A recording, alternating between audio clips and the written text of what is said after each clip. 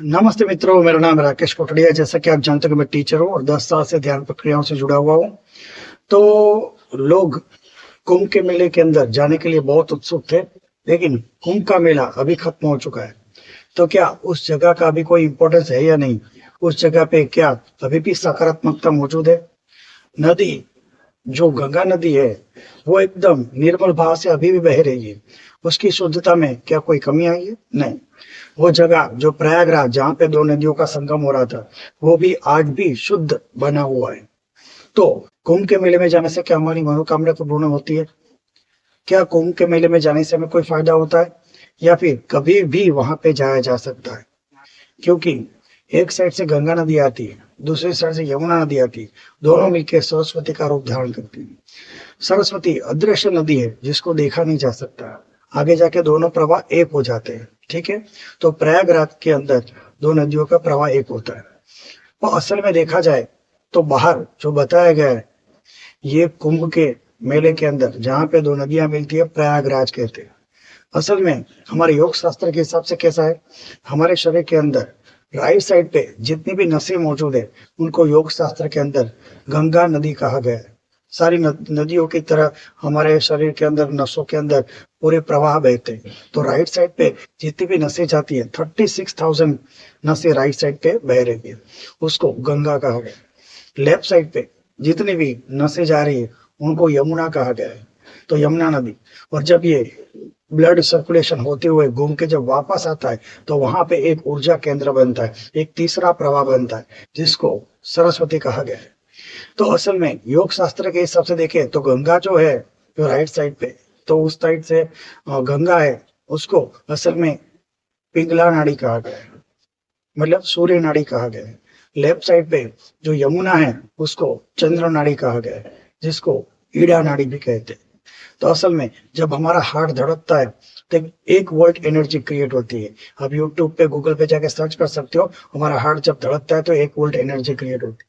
तब जब ये ऊर्जा है के प्रवाह वापस शरीर में आते हैं, तो दो ऊर्जाओं के प्रवाह एक साथ मिलते हैं और टकराने पर एक वाइब्रेशन उत्पन्न होता है, जो शरीर के बिल्कुल बीचों बीच में से होके माइंड की ओर जाता है।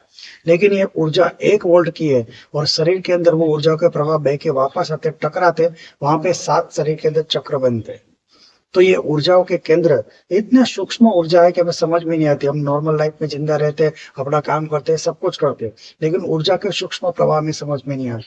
ये ऊर्जाओं के सूक्ष्म प्रवाह अंदर से ऊपर की ओर उठते हैं, लेकिन हमें उसका पता ही नहीं चलता, क्योंकि 1 वोल्ट एनर्जी वो भी घूम फिर कर वापस आ रही है, तो उसके ऊर्जा के केंद्र बनते, लेकिन सूक्ष्म ऊर्जा के केंद्र बनते। डॉक्टर, जो साइंटिस्ट है, जो शरीर पे रिसर्च करते हैं, उनको भी ऊर्जा के केंद्र नहीं मिलते। क्यों? क्योंकि वायर के अंदर करंट बह रहा है तो भी वायर ऐसा ही दिख रहा है, और वायर में करंट नहीं बह रहा है तो भी वायर तो ऐसा ही दिख रहा है। तो वो क्या शरीर का अध्ययन करते, शरीर में से बहने वाली ऊर्जाओं का अध्ययन नहीं करते। तो मेडिकल साइंस में आज भी शरीर के अंदर बहने वाली ऊर्जाओं का अध्ययन नहीं। तो कहने का मतलब, राइट साइड पे गंगा है, लेफ्ट साइड पे यमुना है, दोनों मिलके बीच में सरस्वती होती है। तो असल में सरस्वती कहाँ है? असली में गंगा कहाँ? आपके राइट साइड पे। यमुना का है आपके लेफ्ट साइड पे, और दोनों ऊर्जाएं जहाँ मिलती है वहीं पे तो प्रयागराज है, सरस्वती। और सरस्वती का आखिरी स्थान ओशन है, समुद्र। तो आप ब्रह्मांड के समुद्र के साथ आप जुड़ जाते हो। तो आपके अंदर वो प्रयागराज है, वो 24 घंटे चालू है। जो आपके अंदर गंगा और यमुना का संगम होकर सरस्वती नदी 7 चक्र से होते हुए इंसान अनंत ब्रह्मांड के समुद्र से मिल जाता है। तो आप कहोगे क्या सच में जो प्रयागराज हुआ, जहाँ पे इतना बड़ा मेला लगा, करोड़ों लोगों ने उसका दर्शन किया, उसका कोई महत्व नहीं? जरूर महत्व है। आप कहोगे दोनों ही महत्व है, अंदर के भी आप बता रहे हो, गंगा यमुना और सरस्वती और समुद्र से मिलन, ब्रह्मांड के साथ कनेक्शन, और बाहर भी बता रहे हो कि गंगा नदी भी जा रही है, यमुना नदी भी जा रही है, दोनों मिलकर प्रयागराज भी अत्यंत शुद्ध है। असल में जो भी बड़ी बड़ी नदियां हैं, वो प्राचीन काल से पृथ्वी पर बह रही है। तो जहाँ पे सामूहिकता उत्पन्न होती है, जहाँ पे बहुत सारे पत्थर लाखों सालों से एक जगह पे स्थित है, तो प्रकृति के साथ जुड़े हुए, तो बहुत सारे पत्थर जो कोई विचार नहीं है जिनके अंदर, तो उनके प्राकृतिक ऊर्जाओं की सामूहिकता होती है। जहाँ पे लाखों पानी के कण बह रहे सामूहिकता में, तो वो ऊर्जाएं होती है, वो ऊर्जाएं प्रकृति की बहती रहती है, उसमें इंसान का सकारात्मकता, जीवन में नकारात्मकता चली जाती है, सकारात्मकता आती है। वैसे ही समुद्र के पास पूरा समुद्र का पानी ऐसा ऐसा ऐसा पावर के साथ हो रहा है और प्रकृति के साथ जुड़ा हुआ है, उनमें कोई विचार नहीं। तो जहाँ पे कोई विचार नहीं और सामूहिकता हो, वहां पे परमात्मा का हमें अनुभव होता है। तो किसी नदी के किनारे पर सतत पानी के बहते कण के अंदर प्रकृति का, अंदर में परमात्मा का अनुभव होता है। समुद्र किनारे पर हमें परमात्मा का अनुभव होता है। इस तरह से जहाँ पे सामूहिकता होती है, सकारात्मक सामूहिकता होती है, तो वहां पे हमें परमात्मा का जरूर अनुभव होता है।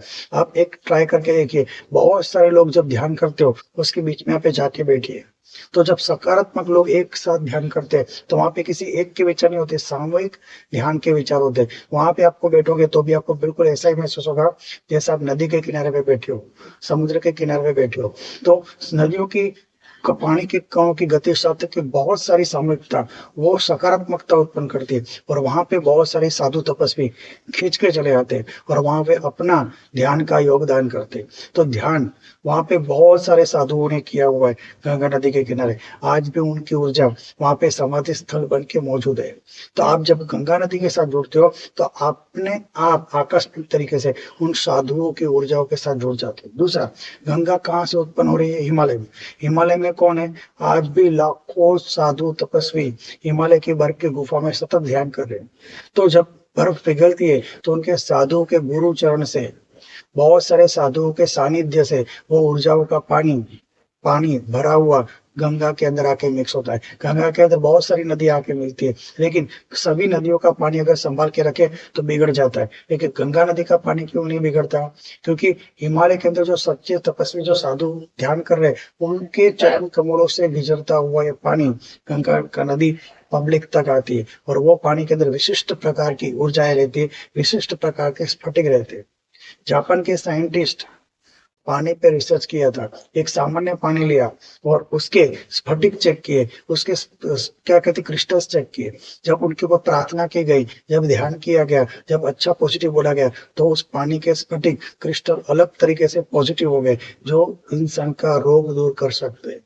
तो सिर्फ सामान्य प्रार्थना, सामान्य बात करने से भी पानी एकदम सेंसिटिव है, तो अपना रूप धारण बदल देता है, अपना रूप बदल देता है। तो यहाँ पे जब तपस्वियों की साधना के साथ जब पानी की लहरें बहती है, तो हिमालय के अंदर तो आखिर में महादेव का, शिव का ही वास है। तो हिमालय किसका है? महादेव का गढ़ है। तो जब हिमालय से नदियां निकलती है, तो महादेव शिव की ऊर्जाएं लेके ही पृथ्वी पर आती है। और गंगा नदी कहाँ से निकलती है? शिव की जटाओं से। तो शिव का जब स्पर्श होता है, तो नदी किस तरह से खराब होगी? उस नदी की ऊर्जाओं को हमें समझना चाहिए। उस नदी को, सामान्य पानी को सामान्य पानी नहीं मानना चाहिए। गंगा नदी का पानी साक्षात शिव के सानिध्य से आया हुआ है, इसलिए वो पानी विशिष्ट प्रकार का है, दुनिया की कोई भी नदी उसका बराबरी नहीं कर सकती। तो जब आप गंगा नदी के सानिध्य में होते हो, और खास करके दो नदियां मिल रही है, तो हमारे शरीर के अंदर जब हम गंगा नदी में नहाते हैं, हमारा शरीर का राइट साइड शुद्ध होता है। जब हम यमुना नदी में नहाते हैं, तो लेफ्ट साइड शुद्ध होता है। लेकिन जब हम प्रयागराज में नहाते हैं, तो हमारे दोनों ही साइड शुद्ध होते हैं अपने आप, चाहे आप जानो या ना जानो, मानो या ना मानो। जैसे ही प्रयागराज में जाते हो, तो आपके जानने न जानने कोई फर्क नहीं पड़ता, आपके दोनों ही साइड शुद्ध होके आपकी अंदर की सरस्वती की ऊर्जा धीरे धीरे ऊपर उठने लगती। पर अगर आप सानिध्य में जाते हो, तो अपने आप प्रक्रिया होती है, शायद आप ना समझ पाओ, पर ये प्रक्रिया आप घर पे भी कर सकते हो, क्योंकि शिव ने ही बताया, राइट साइड गंगा नदी है, लेफ्ट साइड यमुना नदी है, और आपके अंदर सरस्वती है, जो धीरे धीरे ऊपर उठ के ब्रह्मांड के समुद्र के साथ जुड़ना चाहती है। तो आपके अंदर गंगा, यमुना और सरस्वती है, और अगर आप नहीं कर पाते हो, तो सच में प्रयागराज ऐसी जगह है जहाँ के भगवान शिव से निकली हुई गंगा नदी और वो ऊर्जा है जो ऋषियों तपस्वियों ने की है, उन सब की ऊर्जाओं का संगम स्थान वो है। तो बाहर भी वो ऊर्जा केंद्र मौजूद है, आपके अंदर भी वो ऊर्जा केंद्र मौजूद है, लेकिन अनजाने में आप उसको प्राप्त करते हो, उसका फायदा नहीं उठा पाते। और अगर आपको मालूम है कि मेरे अंदर जो त्रिवेणी संगम है और बाहर भी त्रिवेणी संगम है, तो दोनों त्रिवेणी संगम अगर मिलते हैं, तो आपके अंदर अद्भुत आध्यात्मिक घटना होती है जो लोगों को समझ में ही नहीं आती। तो इसलिए कुंभ मेले का बहुत महत्व है। कुंभ मेले के अंदर हजारों सच्चे साधु तपस्वी आते हैं, उनसे आप मार्गदर्शन प्राप्त कर सकते हो। कुंभ के शुद्ध ऊर्जा के अंदर जल से स्नान कर सकते हो, और आपकी अपनी भी एक त्रिवेणी संगम का आपको फायदा मिलता है, बाहर का त्रिवेणी संगम का फायदा मिलता है, और बाहर के साधु संतों से आपको ज्ञान प्राप्त होता है। जीवन में एक आध्यात्मिक दिशा तय होती है, और जीवन किस लिए मिला है वो रहस्य आप जान पाते हो, और इसके अंदर धीरे धीरे आप आगे बढ़ पाते हो। यही कुंभ के मेले का महत्व है। लेकिन कुंभ के मेले खत्म होने के बाद भी वो त्रिवेणी संगम तो बात बनेगा ही, आपके अंदर भी त्रिवेणी संगम है। आपका त्रिवेणी संगम का बाहर के त्रिवेणी संगम से अगर मेलाप होता है तो आपके जीवन में आध्यात्मिक घटना होती ही है।